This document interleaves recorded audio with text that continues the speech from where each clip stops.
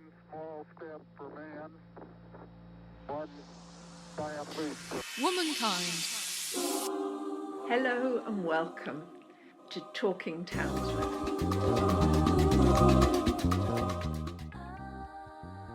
I'm Penny Ryan. I'm the National Chair of Townswomen's Guild, otherwise known as TG.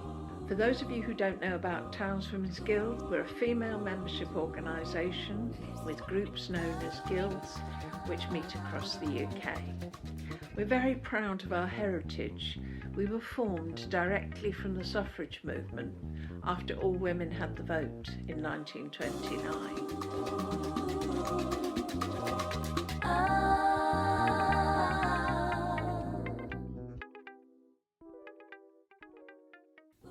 Happy New Year. This is episode 2. We hope you enjoyed our first episode when we talked about all things Christmas. We hope everyone enjoyed their festive break, filled up on delicious treats and took some time to relax too. Today I'm joined by Sarah, Beryl and Helena. Good morning, ladies. Good morning. Hello. Good morning. Today we'll be discussing the year ahead, 2020, brand new decade. So ladies, how are we feeling today? Have any of us got the January blues yet?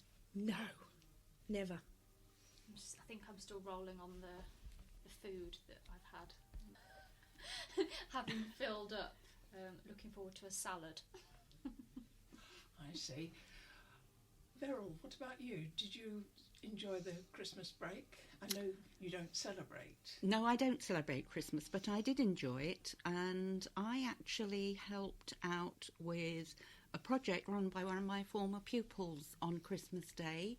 He's paramedic, he comes across a lot of lonely people, and he had organised a special Christmas event for them, and I volunteered to help him for the day, and it was a wonderful day to actually get to know some really nice people.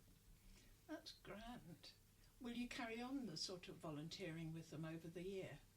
No, I've got so many other things that I do, but we've said we're going to do it again the following Christmas. I'm really proud of him. He's a very caring boy. Now, I call him boy. I actually think he's probably nearer 40 now, but I'm very proud of the fact that he's done this off his own bat. Whereabouts did you do that, Beryl?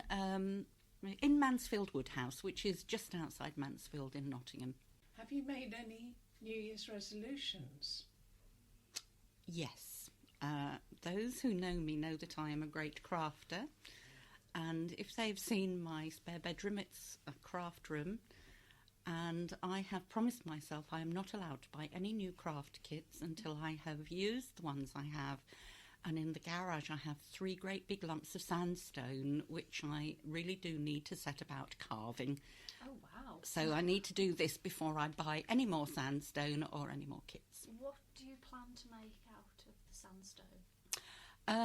I do relief carving, so I don't carve figures or anything. And one of them is going to be oak leaves. I don't know why. I want to do oak leaves and acorns. I want to do the number of my house to go outside the front door, and I haven't decided on the third one yet.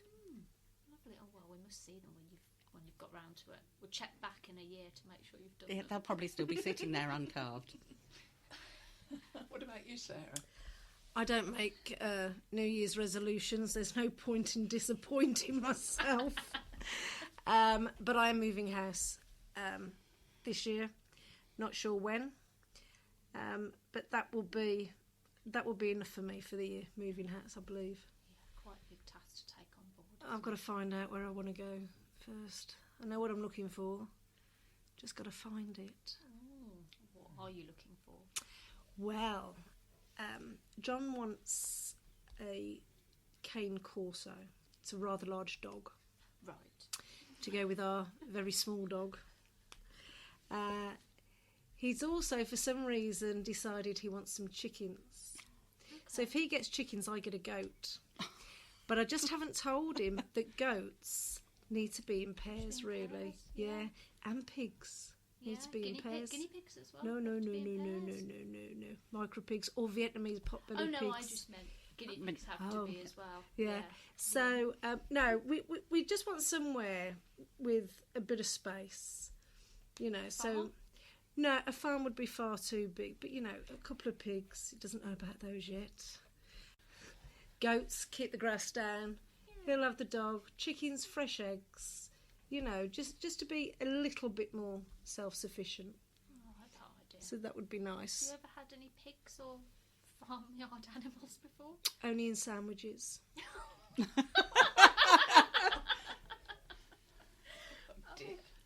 I know my grandmother had a pig scheme in their road in the Second World War, and that was quite productive. I don't think the food authorities got told about all the production that they had in their household. My grandfather had ducks and chickens, and he would sell them on the black market during the Second World War. All the secrets are coming out. What now. about you, Penny? Have you got any resolutions? Well, I don't like to make resolutions that start on the 1st of January. I don't think anybody's in the right frame of mind on the 1st of January. I was thinking of starting something on the 1st of February, which of course is TG's New Year. But by that time, I will have used up all the leftovers from Christmas and probably eaten all the chocolates as well. So it seems a much better starting point. And I want to do something to improve my stamina. Being chair of TG is quite a demanding job, and I need more energy to keep me going.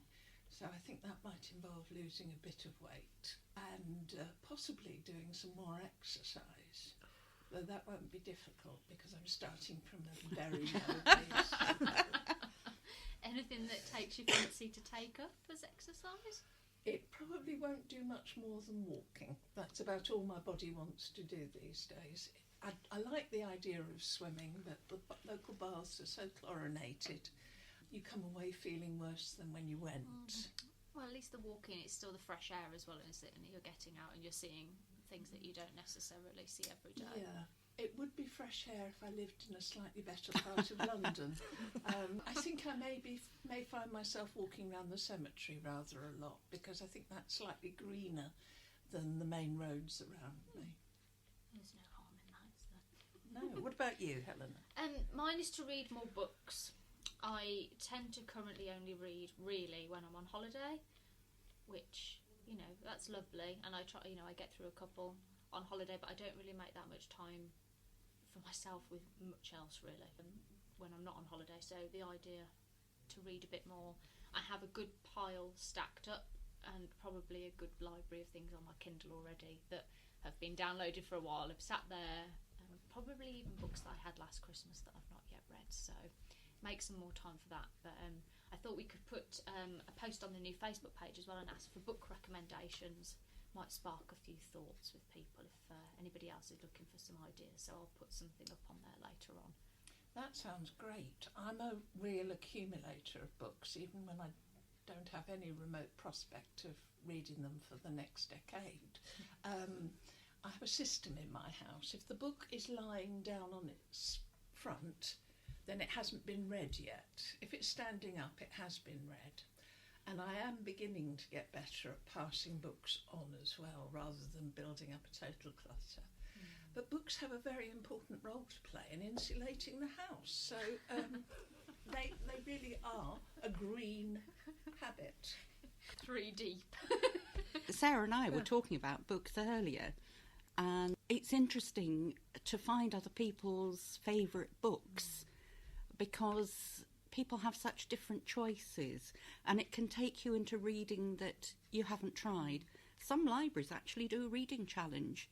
The library I belong to, they do a reading challenge every year, and a few years ago one was asking you to read a genre of book you've never read before, and I decided I'd never read a Western. And I think the challenge was sort of about 5 years ago. I still haven't completed it because I decided Westerns weren't for me. It's a good way to try something new though, isn't Definitely. it? It is a good way. I read very light-hearted, almost like chick flick type books because I find it an easy way to relax, especially on holiday I suppose, because that's when I tend to read. Yeah. but my other family members are into real crimes and, you know, murder mystery sort of things. I find that quite heavy, but maybe that should be something else. I should give another genre a go, maybe. See, I read every night. I have to read, otherwise I don't sleep. Okay. And That's me. Every Yeah. night without. If I don't have a book, I'm sitting up. I'm terrible. I'm not a good sleeper anyway, as Penny will testify to that when she gets emails at 5:15 in the morning. But there we go. I love my history books, especially Tudor history. I was born in the wrong era. Tudor history, absolutely adore it. I'm not so sure you'd have liked to have been a woman in the Tudor era. I think your personality is such that you would have had a great deal of difficulty adopting the very limited role and very domestic role that women could have, and be constantly churning out babies as well, as far as I can see. Oh, I'd have to say I was a rich widow, and then I could make my own decisions. Once you were widowed. Oh, wouldn't that be great if we could actually choose what character we were if we went back to the past, rather than being set, being born and having to work your way up to it? I had this conversation the other day with somebody. We were talking about Jane Austen, and there is a film which is called Becoming Jane, I believe, and it shows Jane Austen in her house where she sits there by herself with just a clock ticking, because there were no radios, nothing to do. And I was saying I think I'd have preferred to be a kitchen maid, because at least I would be with other people. Whereas if you were somebody of a higher rank, you were more isolated and you really couldn't mix with the servants as much. So I think it's surprising. I think I wouldn't have chosen the role which I had initially imagined. It's interesting. Well, I'm going to be grandiose. I'd quite like to have been, if I had to be a woman, I'd like to have been Bess of Hardwick. She had a lot of fun with several husbands. Yes. But she was one of the most powerful women in the country. Yes, she had to act as a wardress to Mary Queen of Scots for a while. And yes, she had to pay lip service to Queen Elizabeth I. But she designed this most magnificent house right alongside the one she didn't like. It took a certain amount of gumption to do that sort of thing, I think. I also like the fact that she left the original house there Yes. to say, I am so rich and powerful that I can afford to leave this mansion and build this second one. That's what I'd like. Yeah. Rich and Yeah. powerful. Yeah, definitely. I like that idea. dear. Rich and powerful. So does anybody have any plans for this year for travel, holidays, any planned adventures, anything new that you're going to do? I've got a week in Whitby planned because we've got the AGM in Scarborough, and Yes. Whitby is one of my favourite places in the world. If people haven't been there, it's not a very large seaside town because it really could only grow into the space in the valley which is available to it. And it has a few beautiful old cobbled streets. It has the association with Bram Stoker, who wrote Dracula, which is supposed to be there, based there. And I find it the most magical seaside town.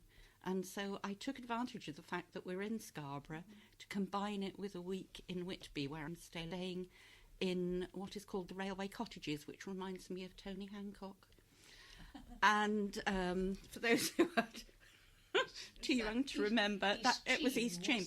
And it's a cottage which is an upside-down cottage. The bedrooms are downstairs, the sitting room is upstairs, so you can actually look out over Whitby Abbey. Oh, lovely. And so I think it's going to be absolutely lovely. I'm really looking forward to that. Is that all you've got planned for next year? No, Charles? it isn't all I've got planned. I'm actually doing a holiday which is quite out of character for me. I collect islands. I love islands. I think it's because they're small and contained and I can get the measure of them easily.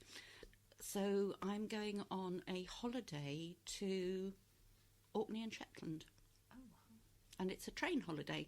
So I shall get the train from Nottingham up to Aberdeen, where we get the ferry to Shetland overnight, and then have time in Shetland, and then get the ferry to Orkney. And I want to go there because I'm really interested in the archaeological sites, and we'll have time to go around those. But again, people who know me, I am the complete townie. I wear impractical shoes, I carry an umbrella, I wear too much makeup and jewellery, and I'm going to have a complete makeover to actually go on this holiday. I do own a pair of walking boots, but that's the only practical thing I have for it. But I suppose, do you have sea legs as well for the ferry element? Well, actually, after the last trip that I did, I said I would never actually go on anything to do with water again, because we caught the tail end of a hurricane, which was a little interesting. But really, the only way you can get to the Orkney and Shetland is over the water. But Shetland has the most wonderful airport at Sunborough. You fly in and it feels as though you're going to land on the water, because you literally, the airport is an extension of the beach there. Wow. Absolutely fantastic. But do go and visit the Knitting Museum, and well, there are lots of museums that will really interest you on Shetland. I've not been to Orkney, so I'm not sure what they've got there. They've actually got a lot, and they also, I love jewellery, there are a lot of Orcadian jewellers, a lot of silversmiths, and I'll be really interested to go and look and see what their work is like and what Scandinavian influence there is in it. There'll be some lovely things to look at. What about you, Penny? What are you doing this year? I don't know yet. I'm not sure that I can fit in a holiday of any length. My diary is beginning to populate itself quite nicely over the next year, and I do want to get around the whole of the country, visiting as many guilds and federations as I possibly can.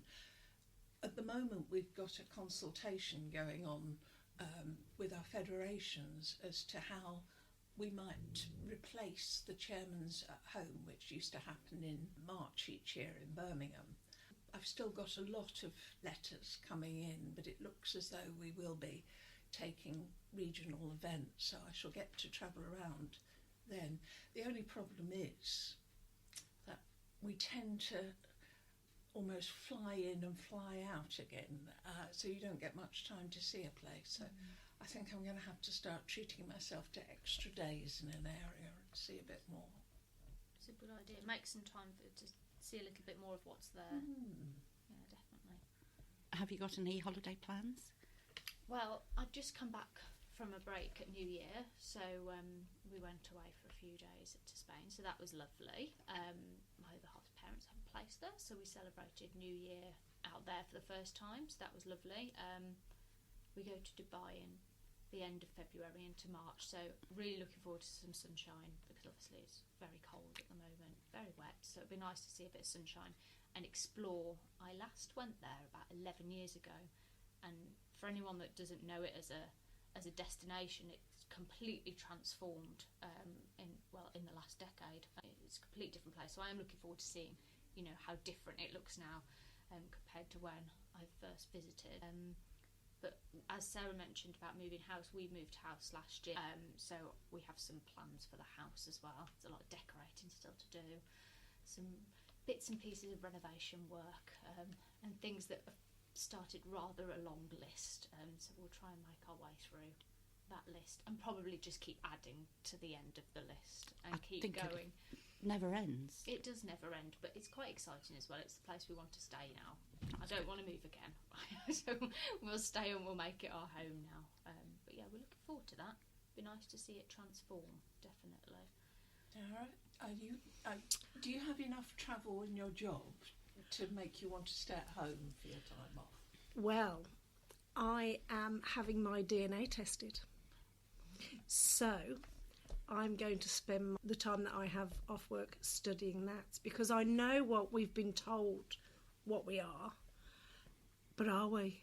So, and the DNA kit I've used, I've sent it off, and anybody that's got any similar strands of DNA to me, I get all their emails addresses, they get my email address, and then everybody can sort of have a chat and find out where you are, because my family is that crooked and convoluted that you can't tell fact from fiction with some of the details. Oh, fascinating. I thought I was a Londoner through and through, but it appears that in 1800, James, who came from Scotland as a tailor, married Elizabeth, who came from Wales. So that makes me Celtic. We're supposed to be French, Jewish, Irish. I know that on my grandfather's side, he was descended from the Huguenots. And my great-great-great-great-great-grandmother, who I've done research on because I found her will, was a very naughty girl and had 2 children out of wedlock in Ireland in 1815. Married a Jewish orange merchant. He then brought her over to England, and their 3rd son, Bethel, was the first child that was registered. I found the 2 previous by accident. Well, it seems like you'll have your hands full this year then, won't you? I can't wait. I think it's an exciting journey. It is really fascinating. I wonder if that's something that some of our listeners could follow up on our Facebook page. Tell us about your family tree and what you found out, and Definitely. how easy it was to find things out as well. It's certainly a moving item, really, isn't it? It is, definitely. I think it's something that you just never know what you're going to come across either, do you? My dad's fascinated by that as well. We've got a big, long scroll of paper that he's drawn it all out on, and, you know, for years and years and years, I can remember him going back and forth, you know, finding out all these different things about different family members.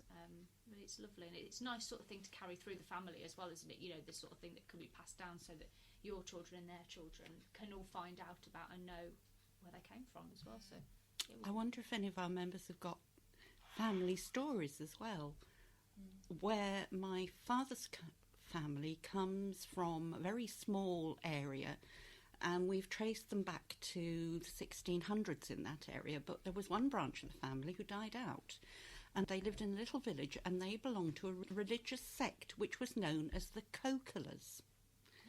And they were known as the Cocolers because they drank cocoa at their meetings. And they were very liberal.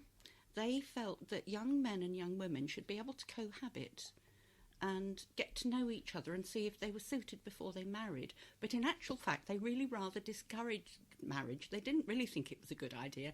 And they didn't think having children was a very good idea either. And strangely enough, the sect died out. Yeah. oh, And I wonder if anybody else has. practice what they preach. Well, then, yeah, I suppose. you know, if they have these really interesting tales of their family. Oh, we'll put a post up and then you can get involved. Do find us. It's Talking Townswomen Podcast on Facebook. So, let's sum up what we're doing. We're trying to travel as much as we can. Sarah, you're going to be travelling in history rather than around the country. Yes. Beryl's got to find her sea legs. I can lend you my sea bands if you like. Oh, I'd like those, please. Yes. And I've got to find a way of increasing my stamina. So all ideas are welcome. But we've got quite a bit planned. Oh, sorry, Helen, I've forgotten about you. You're going to be reading and putting lots of Let's reviews hope on so. our website. Let's hope so, yeah. I'll start a list. You know, we do have regular reviews in the magazine and also on our website. We'd really like to be changing those reviews monthly at least, rather than every 3 months as we seem to be doing. Now, I know we've got a lot of members out there who read prolifically. So please, all we need is a very short bit. Tell us what the book is, who publishes it. If you can give the ISBN number, which it tends to be on the back, that helps librarians find it. And just without giving the plot away, say a few words about why you think other people should read it. It's not like doing a book review at school, which has to be so many words and with proper sentences and things. Where can they send them to, Penny? You send them through to the office, which is contact at the-tg.com, or post them to the office and we'll get them onto the website that way.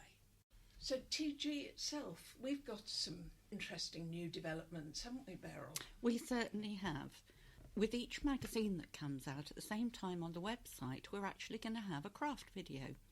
And we're showing things which aren't the crafts that people normally do.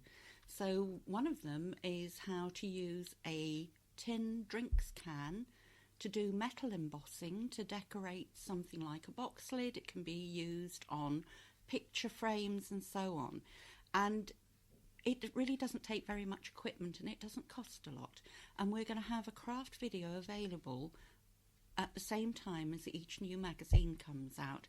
And we encourage our crafters to have a go at making craft videos and sending those in as well to us, so everybody can share in having a go at new projects. Where will they be able to find the video? On the TG website. There'll be a button on the craft pages, won't there? There will Take indeed, that. yes. That's one thing. So we've had quite a good response to the 2919 challenge, haven't we, Beryl?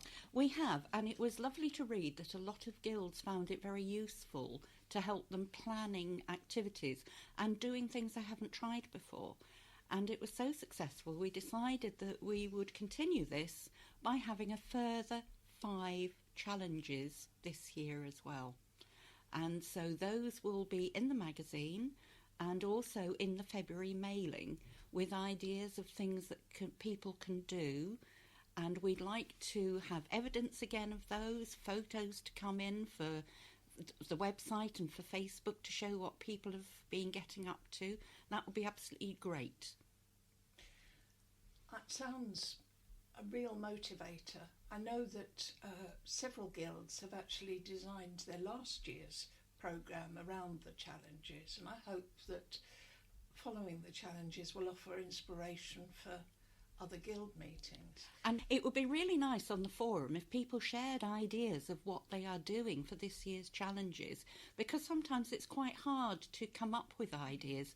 And if they put them on the forum, if they put them on Facebook, then it can act as a prompt for other guilds to know what to do to make the challenges. Sparks a thought, doesn't it? It does.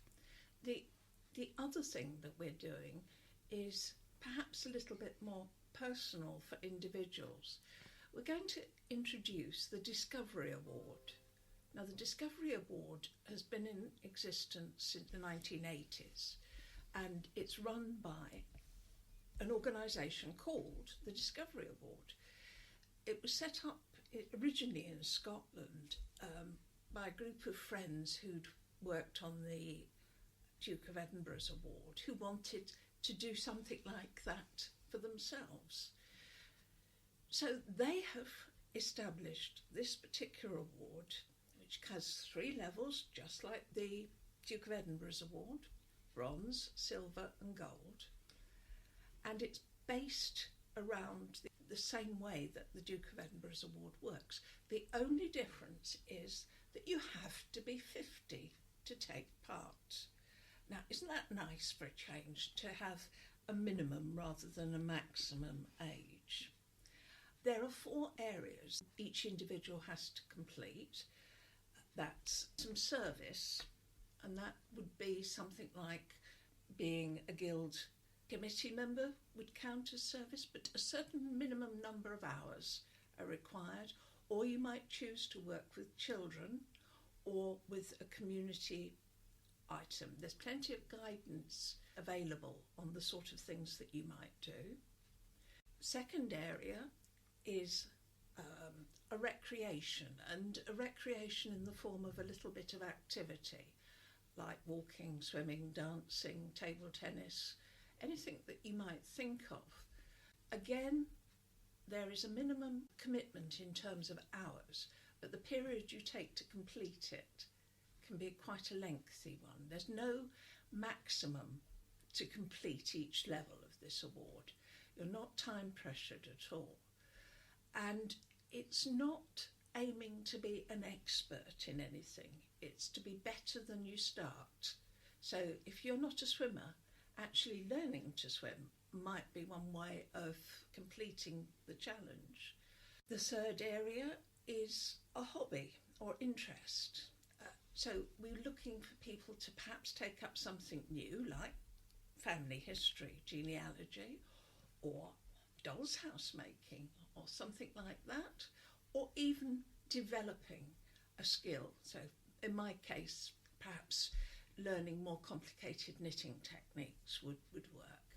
But everybody is judged against what their starting position is. And the judging is done by the person you choose to be the assessor in the situation. They need to have a little bit of knowledge about the subject, but they don't need to be accredited experts. The final area is a journey. You have to plan a journey of a suggested length and then undertake it.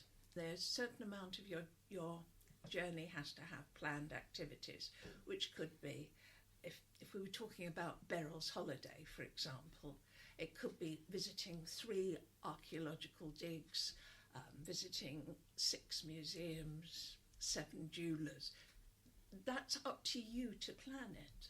It doesn't have to be a physical journey. For members who are housebound or unable to travel because of other commitments, if you're a carer, for example, you might prefer to plan and undertake a virtual journey using information materials you can find, or even books. And it's all about demonstrating your planning and your completion. TG is going to work with the Discovery Award so that people can apply to join through the new Discovery page on our website. Look under Activities tab on the website for that. You will be able to complete an application form to join in and make your payment to our bank account online as well. We will then deal with the Discovery Award people in registering you as a member. And we will offer our support to you as well. We can do that by setting up a new Facebook page, closed loop this time, so that only those that have registered for the award can join in, so that you can support one another. But to find out more, have a look at the Discovery page on our website. There's a case study there, a lady who has already got her bronze award, and details of how to join. It's not an expensive exercise, but there are some costs involved because each person taking part gets a handbook and details of how to manage the service element, and a record book as well, a logbook that you complete as you go along. It would be fantastic if guilds could offer support to members who are taking part. They will need people to show them how to do new things and encourage them. And I'm sure that every guild is packed through with a wealth of knowledge. You might just have forgotten that you know things. So that's one of our big contributions to challenging everybody for this year. I think it sounds a really exciting thing to do, and I'm just wondering if trustees can join in as well. Well, anybody can join in, as long as they've got the time. Well, I've got the journey planned already, so I've made a start on it. I think it sounds great. You have. Let's well, I think we'll have to come back to this later in the year and see how people are doing anyway. I think we will. Sarah, does that sort of thing interest you, or does it feel a bit too rigid at the moment? No, I think that would be great. But the other thing is that Beryl hasn't told you is she's also had her DNA tested. I wouldn't say that we've spoken about it at all, but I'm very interested. As I said, I found about my father's side of the family. I want to find more about my mother's side of the family, and this is very difficult. My mum was born in Romania, but she is of Austrian extraction. I know where my Austrian grandparents come from, But because a lot of the records were destroyed in the Second World War, my cousin and I, who've been looking at this, an Austrian cousin of mine, we haven't been able to get very far. So it's another travel plan to actually go to the area they came from and look round and use the DNA test to see if it'll take me any further. Well, each level of the ward has the same 4 elements. So by the end of it, if you get to gold, you'll have done 3 journeys. So there's no reason why you have to do them all in the same year, is there? No, I mean, I'm thinking of the Austrian journey the year after, and I can now plan one for the year after that. Yeah. So it'll be fabulous. Yeah. Sounds good. Does it? You're too young, I'm aren't too you, young, Helen? Penny. Sorry. Yeah. How wonderful to have something that's too young for people. Yeah. Give me another 20 years. But there is no upper age limit to taking part. I know an awful lot of our members who are in their 80s and 90s who are working in charity shops, doing other sorts of community service. I have great fondness for a lady I met many years ago now who was in her late 80s, and once a week she would go to the local Abbeyfield home and make tea for the old dears. That was her words. She was older than any single resident. I love that. My other half, Nick, his nana does almost the same thing, but for like a soup kitchen, Yeah. for homeless people, and she also still goes to the Salvation Army every single week and helps out. And she's still, only to a few years ago, used to still help out in the Sally Ann charity shop there as well. So and she just loves it, you know, and everybody loves her when they go in as well. As I understand the award, there's no reason you can't include something you're already doing, providing you up the game a little bit. So maybe take on slightly more involved responsibilities or slightly different responsibilities, just to give yourself a slight stretch. I mean, we all need a slight stretch, don't we, at this time of year, We to certainly get do. us out of the doldrums. Yes. But we've got a lot to look forward to as well. I mean, Beryl's talked about the Scarborough AGM. Now, on the day before the AGM, Sarah, you've got something planned, haven't you?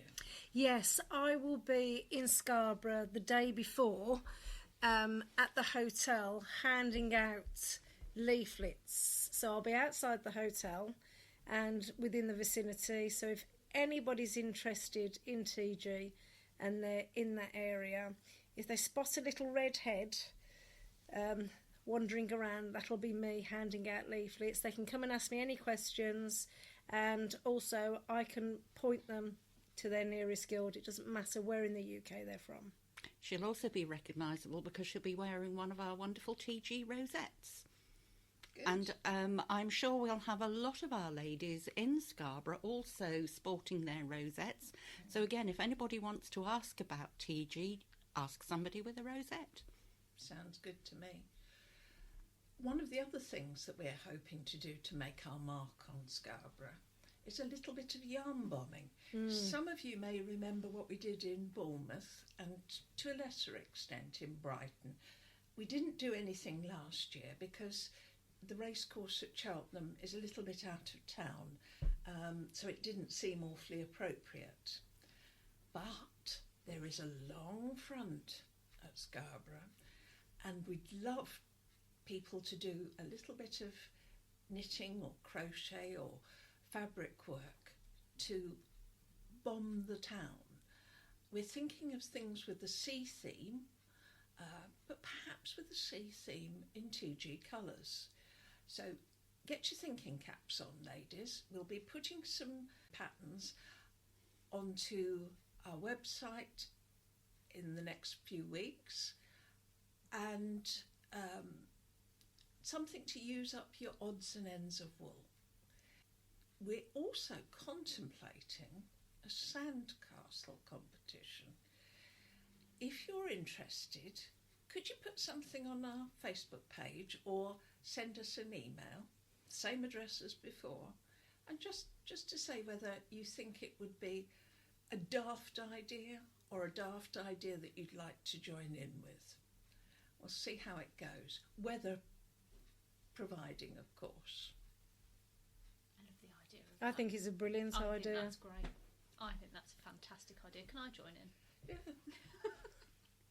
Help organise it. My artistic skills are horrendous, but I just think it's great. I think it's brilliant. You're using it, what's there and what it's for, and it's nice family memories of beach holidays and things like that. You know, proper Definitely. UK holidays.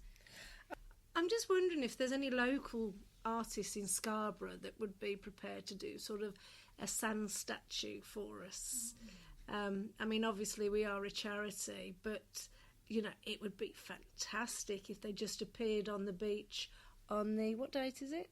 17th of June. On the 17th of June 2020, and we walked out from our AGM to find this fantastic sand sculpture. That would be wonderful. Would be, wouldn't it? Wouldn't it? Definitely. It would. We shall see.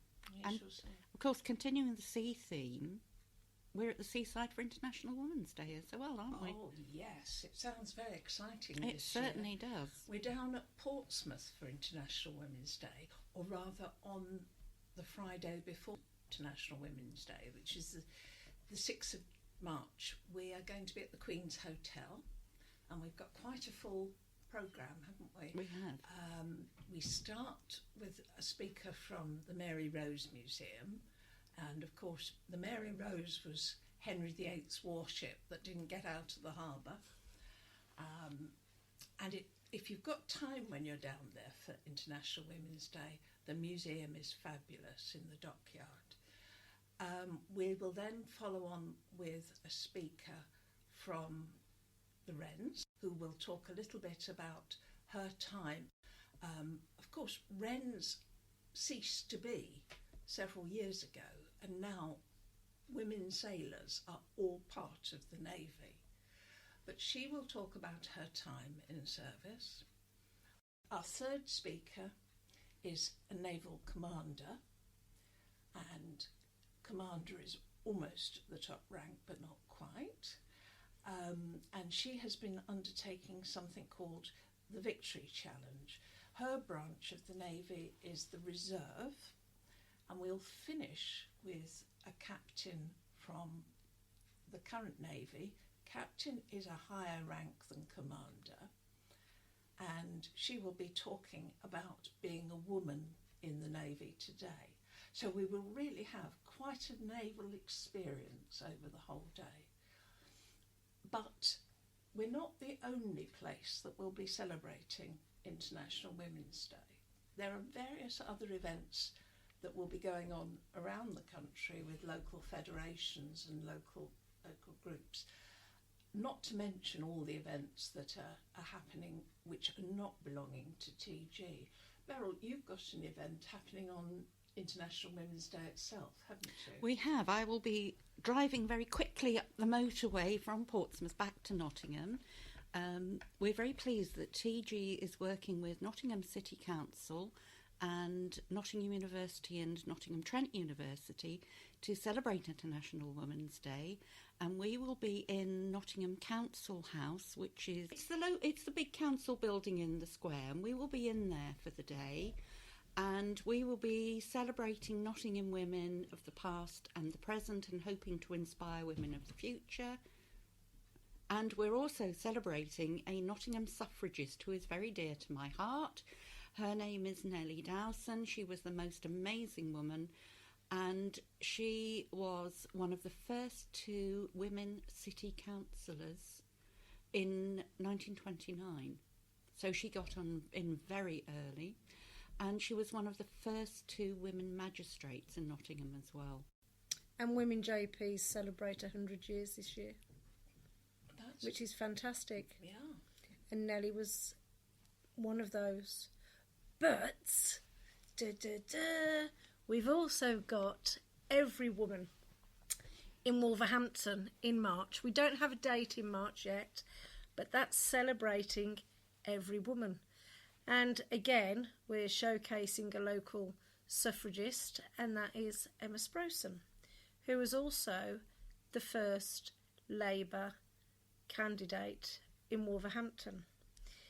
Now, apart from being the first Labour candidate, we have Councillor Obadiah Ahmed, who is the first female Muslim councillor who just happens to have the same ward that Emma Sproson had. And didn't you tell me something about a book as well that's coming out? Yes, we're working with Unite, and they're in the process at the moment of writing a book about Emma Sproson and her life. She's part of history, and we don't want to lose the history of Emma and what she did. So we're hoping to showcase that at the event. But at the moment, we shall see. It's still in draft form. But if we can, that would be absolutely amazing. And that's going to go out to 1.2 million people, minimum. That's great. I think we're going to be making an impact this year, don't you? This year is TG's year. We will be making an impact. People will know TG. So if you're listening to this and you are not a member, it's very easy to find out what's going on. Just visit our website on www.the-tg.com. You'll find out about where guilds are and how you can join us. You'll also find out about our virtual guilds and our Townswomen's associate groups. So associate groups are groups of associate members who share a common interest. So it might be that you and a few friends want to belong to the family of TG, and you share an interest in drinking gin. This is an extreme example.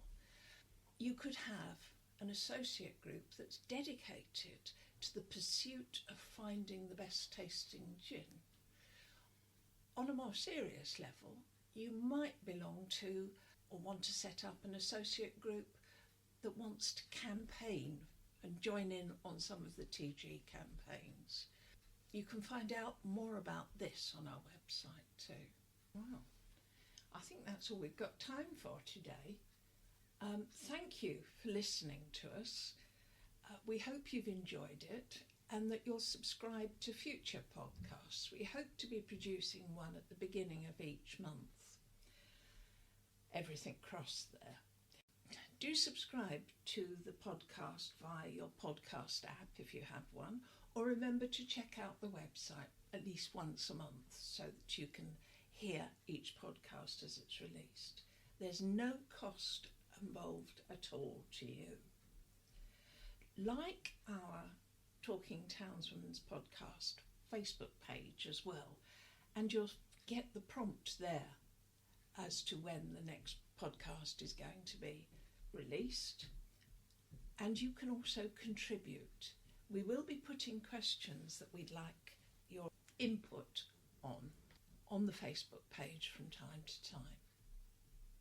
So, from all of us here at TGHQ, can we wish you a very happy new year and a fabulous TG 2020. Happy Happy New Year.